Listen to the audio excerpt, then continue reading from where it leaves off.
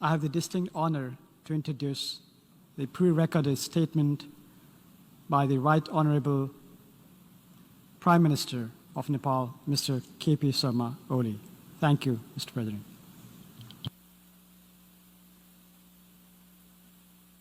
Mr. President, Excellencies, the Head of State and Government, Mr. Secretary General, distinguished delegates, I extend warm greetings to you all from Nepal, the land of Gautam Buddha and Sagarmatha, also known as the Mount Everest.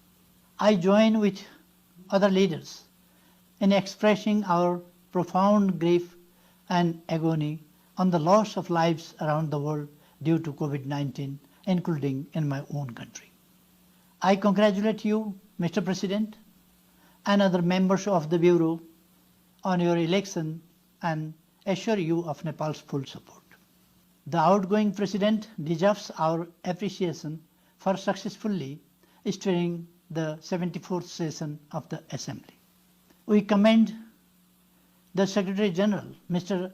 Antonio Guterres, for his tireless efforts to enable the UN deliver at this difficult time. Mr. President, we are passing through an extraordinary time. The COVID-19 pandemic is confronting us as a crisis of epic proportion. Be it the magnitude of public health crisis, impact on livelihoods and societies, or global economic recession, the fallouts of the pandemic have been colossal. We support the efforts of the United Nations, World Health Organization, and the World Bank Group in leading the global response to the pandemic. In particular, we commend the UN Secretary General for launching the comprehensive response to COVID-19. What matters most in the ongoing health crisis is an easy, smooth and affordable access by all to anti-COVID vaccines after they are developed. Sharing of knowledge and experiences and provision of timely supply of medical equipment and medicines. Protecting lives of the people, both from disease and hunger, is the supreme duty of the governments. While we have deployed all our efforts and resources to that end, international solidarity becomes equally important. It is worrisome that the crisis is unfolding against the backdrop of an already uncertain international order. Geopolitical tensions are resurfacing. Peace and stability still remain an unfulfilled aspiration in many parts of the world. Challenges such as arms race, climate change, and disasters impede the prospect of peace and sustainable development. The invisible virus has only made the severity of these maladies visible. This has further aggravated the trade tensions, global inequality, financial uncertainty, and debt crisis. Multilateral cooperation has been an obvious casualty in the face of unilateral tendencies and protectionist policies.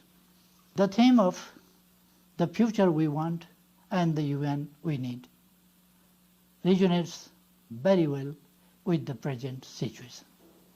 It is unthinkable to talk about degrading the value of multilateralism at a time when its relevancy becomes more pronounced than ever. Larger global good, not the parochial national interest, should underpin multilateralism and the rule-based order. This historic 75th anniversary of the United Nations is a time to muster a stronger political will for an enhanced international cooperation and solidarity and envision a future that is safer, more equitable and just. Only a collaborative, democratic, science-based and coordinated global partnership will help us face the difficult months and years ahead. Mr. President, as we embarked on the decade of action and delivery to implement the Agenda 2030, the current crisis has pushed us to the brink of losing the gains made in achieving the SDGs. The countries like LDCs, LLDCs and SIDs are facing limitation of resources, social protection and requisite health infrastructures. The distress has been further compounded by the halt in tourism, remittances and disruptions on supply chains and trade. Poverty is increasing, mostly in developing countries, for the first time in the last 20 years. The current crisis threatens hard-earned achievements in key areas, pushing our plan to graduate from the LDC status in peril. In order to prevent inequalities from deepening, timely realization of SDGs should be the fulcrum of our actions, compass of our aspiration, and the signpost of our recovery efforts. We must reach to those who are at the bottom. Excellencies, the Secretary General's opening statement rightly highlights the current challenges facing the world and provides a way forward. Nepal is deeply concerned about the worsening humanitarian situations in Libya, Syria and Yemen. Protracted conflicts inflict painful miseries to the innocent civilians. Nepal calls for peaceful resolution of all such conflicts led and won by the people of the respective countries. We would like to see peace and stability in Middle East with a two-state solution for Israel and Palestine, living side by side in peace and security with secure and recognized international borders based on relevant United Nations resolutions. Effective and sustainable peace-building efforts must ensure inclusive national leadership and ownership. As a major troop and police contributing country and a member of the Peace-Building Commission, Nepal has unfailingly responded to the UN's call for deployment without any caveat. With over 6 decades of partnership in UN peace operations, Nepal's commitment to international peace and stability is stronger than ever. We consider the troops and police contributing countries should have greater share of decision-making position both in headquarters and in the field missions. Safety, security and dignity of peacekeepers are vitally important as we increasingly engage in complex multidimensional peace operations. Predictable, adequate and sustained resources are equally fundamental for the success of peace operations. The global community needs to unite against the transnational problems such as terrorism, organized crime, illicit financial flows, human and drug trafficking. Nepal condemns terrorism in all its forms and manifestations, or other activities inflicting pain and suffering to the innocent people. We call for an early conclusion of a comprehensive convention against terrorism. Mr. President, in 2019, the world military expenditure amounted to US $1.9 trillion. Even a fraction of those resources could bring respite to the millions of people suffering from poverty, hunger, and deprivation. The arms race, weaponization of outer space, and cyber warfare inflict a huge cost on humanity. We all know what is more important at present, nuclear weapons or accessible vaccine against COVID-19. The world needs more masks, not muskets, more protective equipment, not destructive weapons, and more social spending to save lives, not military spending to destroy lives. Even when disarmament-related process, including the NPT review conference, are postponed due to the pandemic, the concerned parties must continue to fulfill their treaty obligations to make the world safer. We reiterate our call for general and complete disarmament of all weapons of mass destruction. Regional approaches to disarmament complement the global initiatives. As the host country to the UN Regional Center for Peace and Disarmament in Asia and the Pacific, we underline the need to strengthen such regional approaches, including the Kathmandu process. Mr. President, climate crisis continues to pose an existential threat. The silence of the large emitters should not lead to the failure of responsibilities. Nepal has dedicated more than 60% of its territory to the service of ecosystem. Our forests and mountains work as environmental purifiers. Our mountains contribute to the climate and ecosystem of oceans through hundreds of snow-fed rivers streaming down to the oceans. Nepal's Himalayas function as a natural climate stabilizer.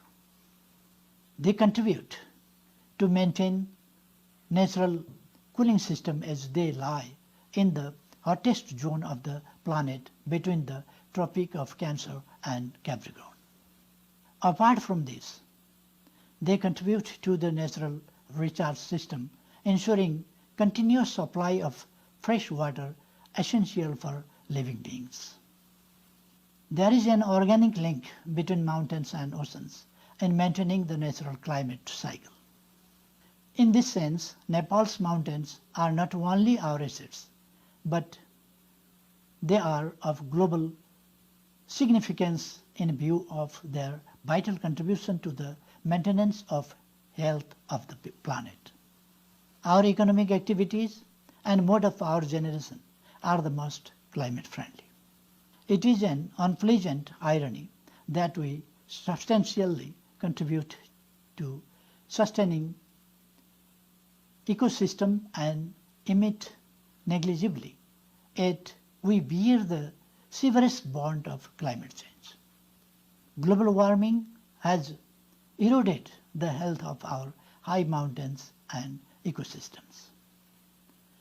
Global pollution and climate change have contributed to the fast melting of ice, which must be a matter of serious concern for all of us. This may lead to the outburst of glacial lakes, resulting in huge loss of lives and properties downstream. We call for full and effective implementation of the Paris Agreement, robust climate action, and easy access to climate financing. We are concerned about the deteriorating health of overall ocean ecosystem due to the excessive human activities. We must preserve the common heritage of mankind. Prudent behavior on the part of all stakeholders, especially the coastal states, is critically important to maintain ocean ecosystem. Nepal appreciates the progress achieved so far in the BBNJ process and looks forward to its successful conclusion. Excellencies, global trading system has been pushed into peril. Reform of WTO has become urgent to ensure level playing field and rebuild trust. The WTO should launch a renewed and revitalized global trading framework that enables the LDCs and LLDCs benefit equitably. Aid for trade has to be channeled for export competitiveness and resilience. Progress in technology has been a major drive for development and change. Addressing digital divide and capacity constraints of LDCs is crucial for realizing a fair share of benefits of e-commerce and technology dividend. They must have an easy and affordable access to technology. Mr. President, Nepal's commitment to human rights is total and unwavering. Nepal's democratic constitution guarantees the universally recognized human rights and fundamental freedoms and other principles such as multi-party democratic polity, pluralism, independent judiciary, separation of power, rule of law, proportional representation, periodic elections, and social and economic justice. Nepal does not condone impunity in serious violations of human rights. We are fully committed to concluding the ongoing transitional justice process in line with our commitment. Concerns of the victims will be addressed.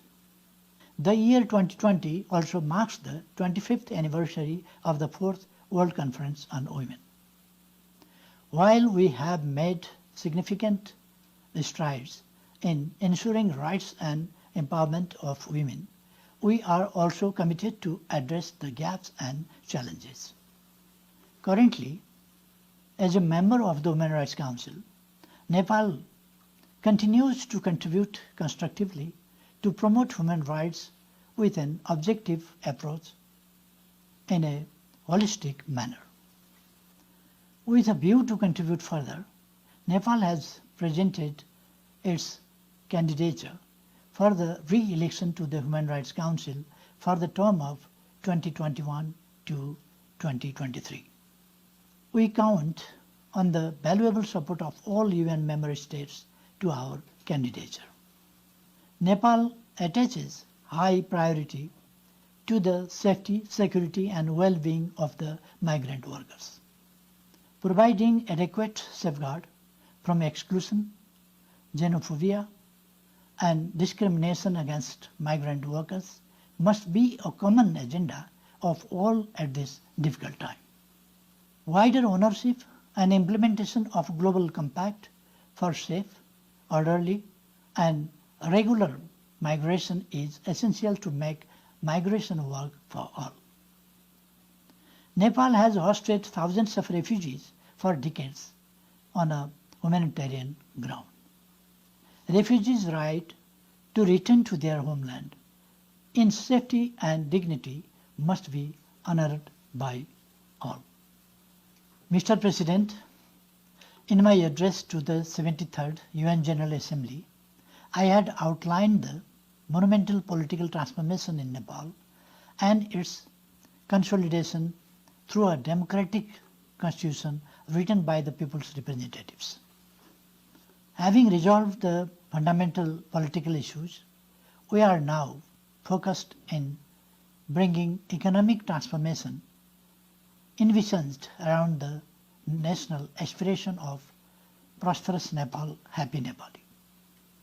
This aspiration takes a cue from the 2030 agenda and the notion of comprehensive democracy that looks after not only political rights and freedoms of the people, but also takes care of the economic, social and cultural rights and well-being. We have created an investment-friendly atmosphere with overall improvement in good governance. We need international support measures in the form of technical, technological, financial and investment. Despite resource constraints, we have significantly increased investment in rural infrastructures and social sector. The hazardous mode of river crossing through twins has been replaced by bridges.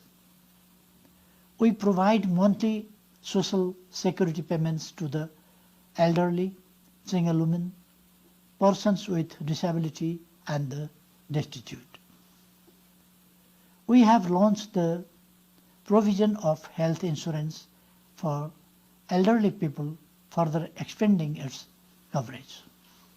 Children from Dalits and marginalized communities in backward areas are provided with monthly scholarship at all schools. Basic education is made free for all with the provision of books and educational materials.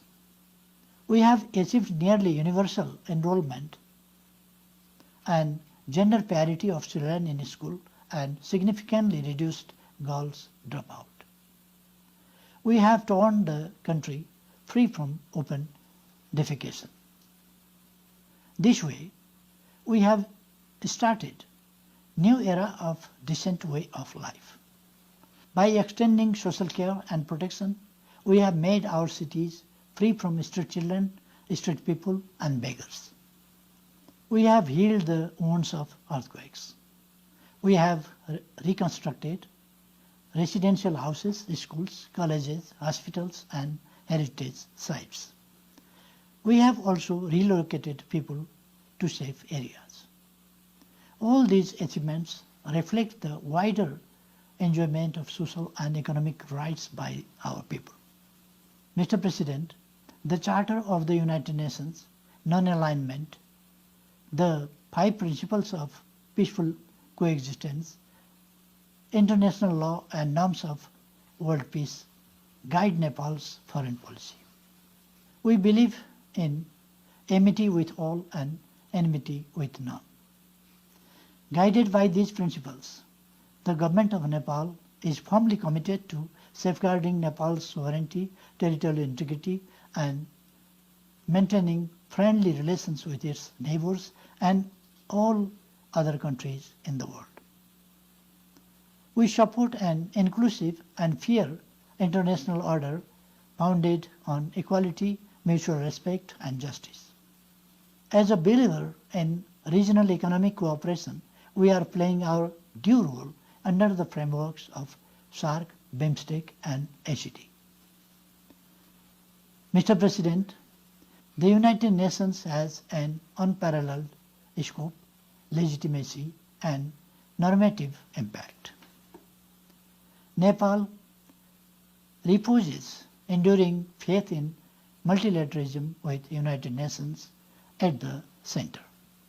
We underline the need to reform the UN Security Council to make it more representative, transparent, democratic and accountable.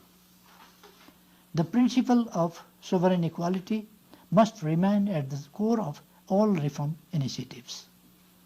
We also underscore the importance of the ongoing process of GA revitalization and review of peace-building architecture. Reform must aim at making the UN more efficient, effective and transparent that complement national efforts to bringing positive change in people's lives, thereby ensuring equal dignity of all peoples.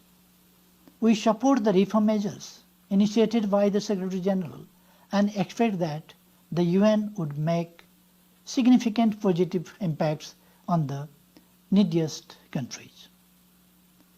Compared to the 1945, the founding year of the United Nations, the world has emerged with better knowledge, more advanced technology, and many other advances in different fields. However, challenges of global scale still persist. This provides greater scope and vision for global partnership. Contrary to this, it is unfortunate that we witness in some quarters lesser desire to work under the multilateral framework. We, the member states, must shoulder the responsibility to strengthen the UN and pursue the path of multilateral cooperation. There is no alternative to this. Just as the United Nations was created in the devastation wrought by the Second World War to lead the world on the path of peace, security, and development, why not we think in the same vein a more prosperous and healthy world in the wake of the invisible yet equally powerful enemy of COVID-19. To conclude, Mr. President, the founders of the United Nations choose peace over war, cooperation over collision, development over deprivation, and human dignity over denigration. At this historic 75th anniversary of our organization, let us recommit to uphold those values and work together in a spirit of cooperation and solidarity to lead the humanity to peace and prosperity. Thank you.